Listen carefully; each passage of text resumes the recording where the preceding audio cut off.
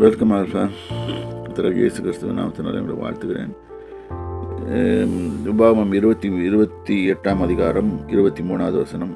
உன் தலைக்கு மேல் உள்ள வானம் வெண்கலமும் உனக்கு கீழ் உள்ள பூமி இரும்புமாக இருக்கும். அதாவது என்ன இங்கே சொல்லிருக்குன்னா பஞ்சத்தின் அடிப்படை, ஸ்கேசிட்டி. இப்போ வானம் மழை பெஞ்சால் தான் நம்மளுக்கு பயிர்கள் வரும். ஸோ அது ஸ்டாப் பண்ணிடும், மழை கொடுக்காமல் இருக்கும்.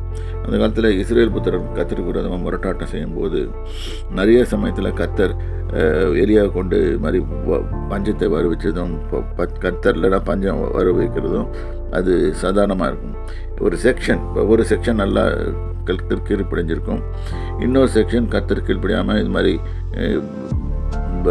கத்தருக்கு விரோதமாக செய்திரும்போது பஞ்சங்கள் கண்டிப்பாக வர்றது இருக்கும்.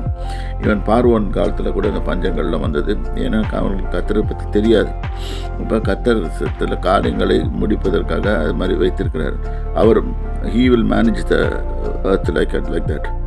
ஸோ தலைக்கு மேலே வானம் வெண்கலமாகும், கீழே உள்ள பூமி பயிர் வச்சிங்கன்னா பயிர் வைக்க முடியாது. அது ஏன்னா என்ன பண்ணாலும் பூமி தன் பலனை கூடாது இருக்கும். பூமி தன் பலனை கொடுக்கலன்னா செடி வளராது, செடி வரலைன்னா நம்மளுக்கு சாப்பாடு கிடையாது, எதுவுமே கிடையாது. So agricultural field out.